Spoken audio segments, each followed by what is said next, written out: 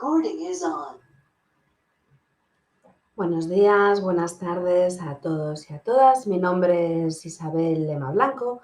Soy doctora en educación e investigadora postdoctoral en la Universidad de La Coruña.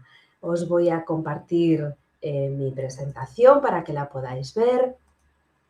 Aquí está. Hemos titulado a esta comunicación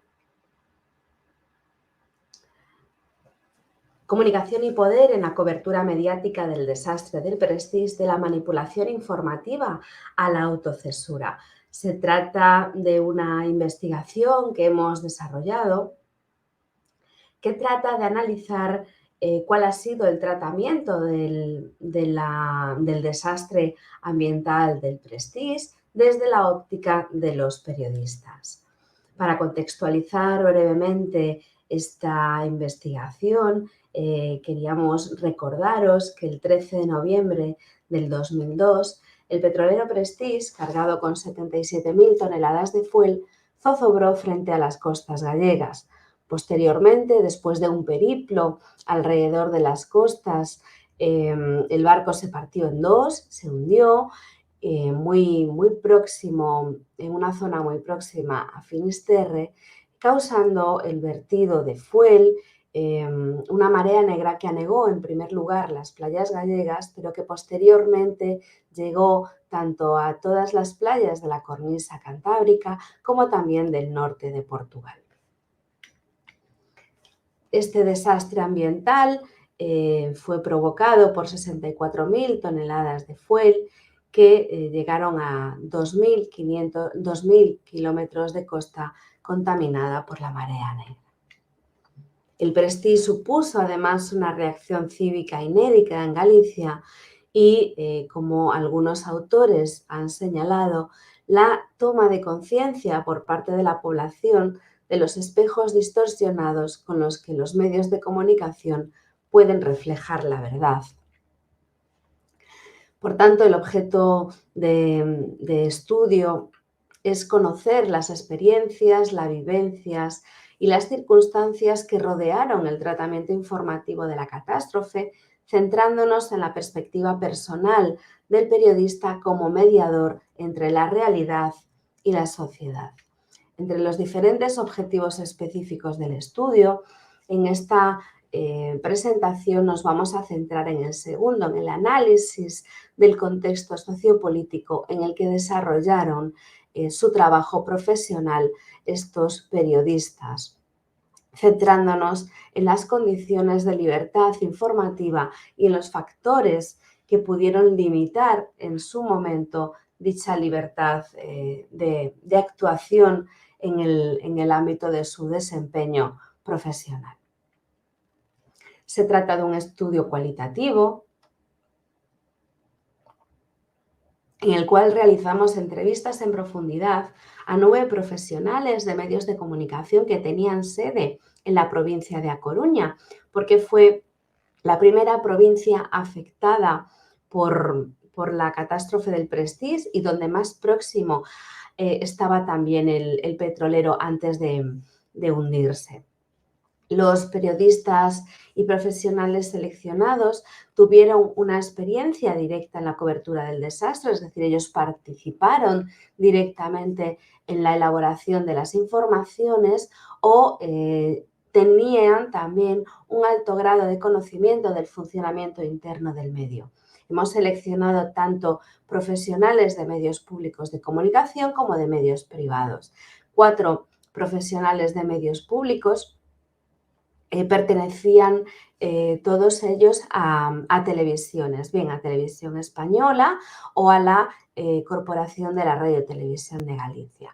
En cuanto a los medios privados, hemos seleccionado tres medios de prensa escrita local, como pueden ser La Voz de Galicia, La Opinión, con sede en A Coruña, y El Correo Gallego, con sede en Santiago de Compostela. En cuanto a los medios privados audiovisuales, el Grupo Atlas es el grupo que ofrecía las informaciones para todos los informativos y programas de actualidad de Telecinco.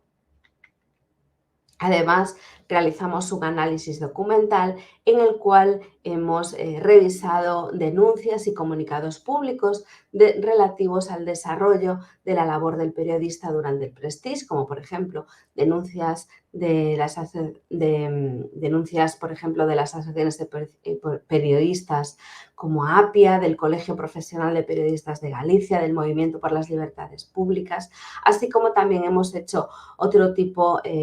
revisado otro tipo de documentos y de publicaciones que versaron sobre el tratamiento informativo del Prestige, incluidos también, por supuesto, artículos y trabajos científicos. Yendo ya con los resultados del tratamiento, resultados de este estudio, en primer lugar, quisimos conocer cuál había sido la manera en la que los periodistas entrevistados asumieron el tratamiento del Prestige.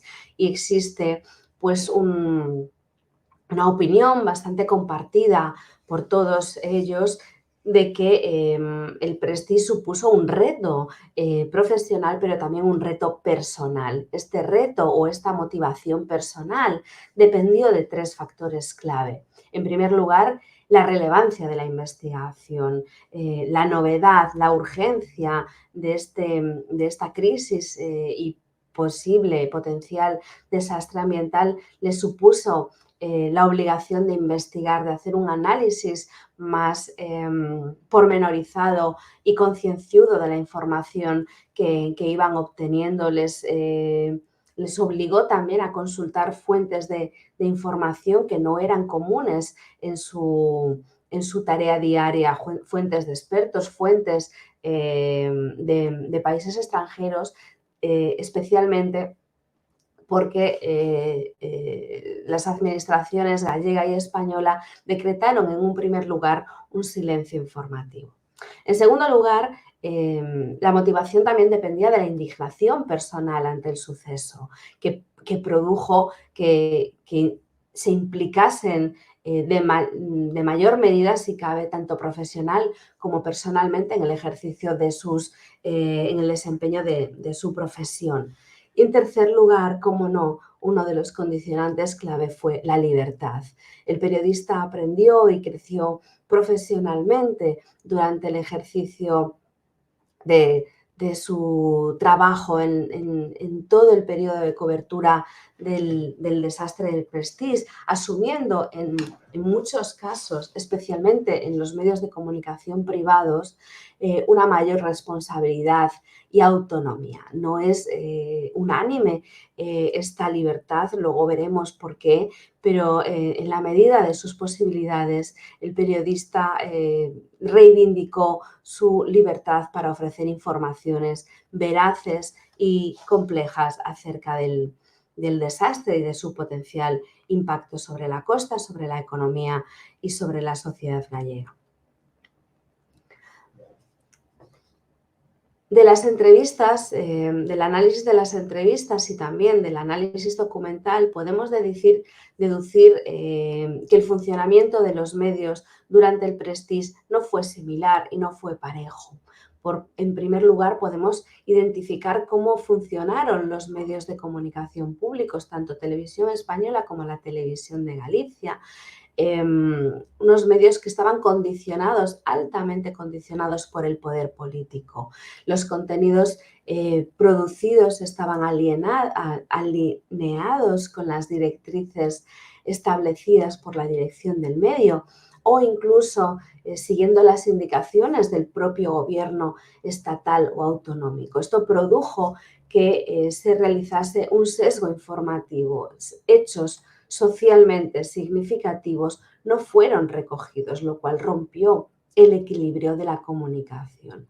Asimismo, la distribución del trabajo que se realizó entre los diferentes profesionales estaba orientada a seleccionar a determinadas personas que, teniendo en cuenta cuál es su orientación política o cuál era la situación en plantilla, pues consideraban que podían condicionar más en el ejercicio de las coberturas informativas.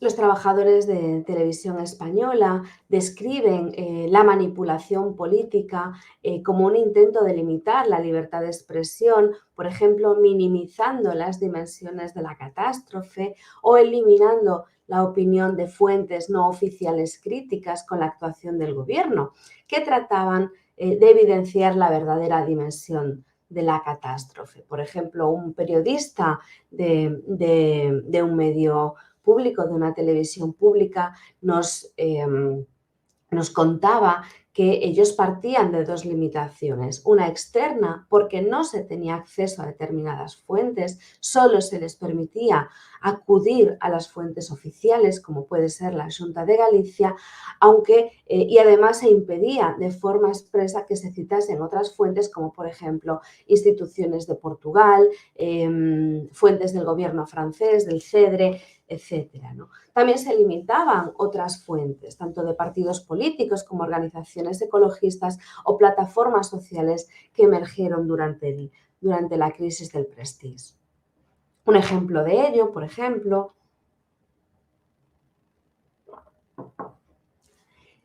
es este comunicado que podéis ver en pantalla. Es un comunicado publicado el 26 de noviembre del 2002 por el Comité de Empresa de Televisión de Galicia, en el que denuncia la ocultación, la censura y la manipulación que vivía el cuadro de personal de Televisión de Galicia, que reconocía que sus trabajadores no escatimaron en esfuerzos y en dedicación para hacer frente a la situación de emergencia informativa, pero frente a esta actitud de responsabilidad de la plantilla, otra vez el servilismo del director de Televisión de Galicia, Octavio Rodríguez, más preocupado por interpretar fielmente las directrices marcadas por el Gobierno central y la Xunta que por la objetividad de la información, deterioró cada vez más la credibilidad de los medios de comunicación públicos estatales.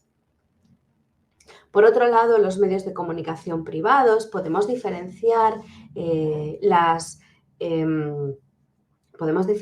el Correo Gallego de La Opinión, La Voz de Galicia o de Atlas Telecinco. Por un lado, el Correo Gallego, que es un periódico con sede en Santiago de Compostela, un periódico conservador, adoptó una línea de suscripción absoluta de la información oficial de las autoridades. Por lo tanto, ejercía la dirección de este medio un control interno de esas informaciones. El equipo de trabajo se formó tardíamente y durante toda la cobertura del desastre, durante toda la emergencia informativa, ellos tuvieron que soportar filtros y censores por parte de sus superiores.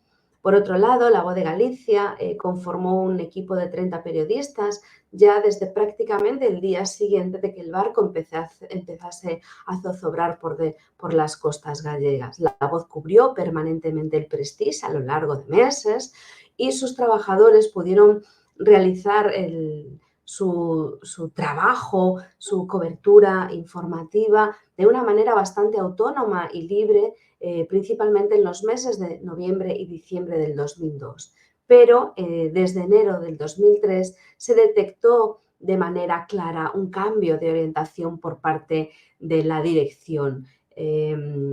Estaba claro que La Voz de Galicia es un periódico conservador, afín al gobierno del Partido Popular, que las informaciones que se estaban publicando hasta el momento le hacían muchísimo daño al gobierno y a la credibilidad del gobierno, y en enero del 2003 La Voz de Galicia dejó de hacer una información tan crítica para volver un poco al redil, que es la tónica habitual de este medio de comunicación. Y por otro lado, tanto La Opinión como el Grupo Atlas crearon pequeños equipos de trabajo que se convirtieron en delegaciones relevantes, se convirtieron en referentes de la información libre sobre el Prestige en este país. No obstante, sus periodistas sufrieron presiones y amenazas, no por parte de los directores del medio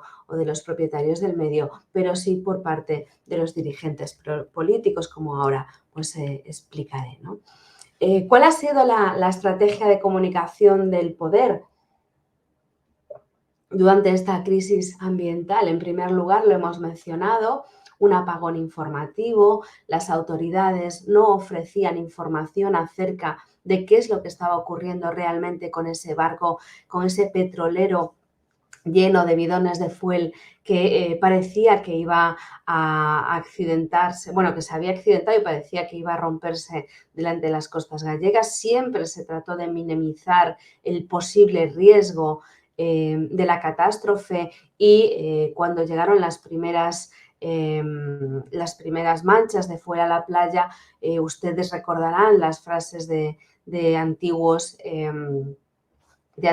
vicepresidentes del gobierno del Estado, ¿no? Diciendo que eso era simplemente unos hilillos de fuel, pero que el mar se los iba a comer y que nada había pasado, ¿no? En vista de que el apagón informativo fue una estrategia fallida, que no funcionó y que la mayoría de los medios de comunicación, incluso en los medios de comunicación públicos, tuvieron que reflejar la realidad en mayor o menor medida, la segunda estrategia que adoptó el poder fue el bombardeo informativo. El bombardeo informativo de tal manera de que diariamente había ruedas de prensa, diariamente se enviaban nuevas informaciones no demasiado relevantes, pero que cuando había esas informaciones por parte de la Xunta o del Gobierno central, esas informaciones se priorizaban. Siempre se aportaba el argumento de la información oficial y eso tenía como consecuencia que a lo mejor tenía que dejarse en segundo término otro tipo de fuentes informativas o de acciones informativas que podían ser periodísticamente más relevantes, ¿no? La tercera estrategia de comunicación consistió en amenazas de carácter profesional. Nos cuenta uno de los periodistas de un periódico local coruñés, nos recuerda que 3 semanas después le llamó un periodista de la consellería diciendo: muchacho, si alguna vez tenías expectativas de trabajar para una consellería del Partido Popular, ya no tienes ninguna. Y esto nos dice, está convencido de que le ocurrió a más colegas, a más periodistas de Galicia, ¿no?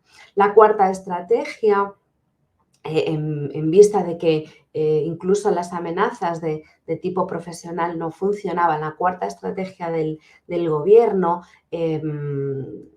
consistió en el intento de amenazas de tipo judicial o económico. Nos cuenta otro periodista de otro periódico diferente, nos dice, las llamadas a los medios de comunicación fueron continuas. Nos decían que estabas dando una información que era falsa, vamos a ir a los tribunales, nos vamos a poner publicidad, os vamos a boicotear. Estamos hablando del Gobierno de Madrid.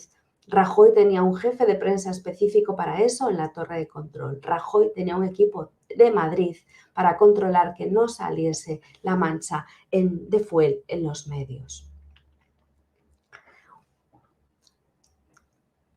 Una cuarta dimensión que hemos explorado también en este estudio son los fenómenos de autocensura.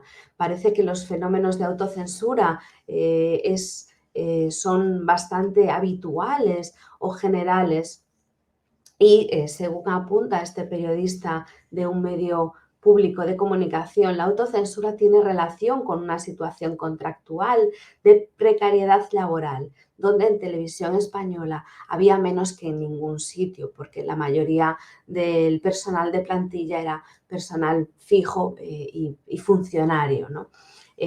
Los periodistas que tienen la expectativa de consolidar su puesto de trabajo se pueden anticipar a lo que pueden pensar otros y es humanamente comprensible, nos dice este participante. Otro colega, en este caso de un medio de comunicación privado, en un periódico local, un periódico de ámbito regional, dice, yo sé lo que entra y lo que no entra. Otra cosa es que tú lo ofrezcas igual, yo siempre lo ofrezco, pero otra cosa es que te lo publique. Autocensura del tipo de que te callas cosas por miedo, creo que no existe, pero sí más por hastío. No es por no enfrentarse ni nada, es que sabes que no va a salir.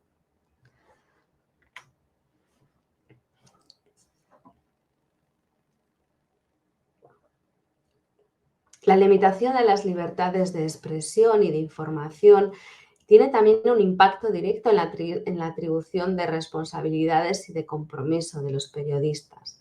En primer lugar, genera un conflicto interno entre todos ellos que puede ser más o menos intenso en función de la personalidad del periodista.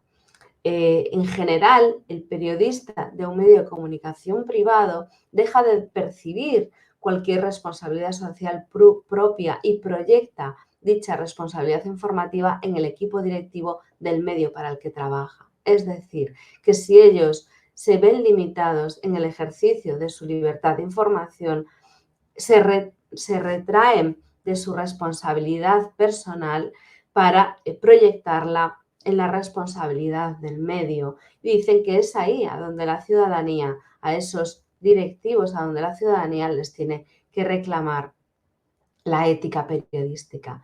En tercer lugar, deducimos también de las denuncias que realizaron los comités de empresa y de los colegios profesionales que los periodistas se sentían impotentes por no poder desarrollar su trabajo y por no poder cumplir el fin social que desempeña un medio de comunicación.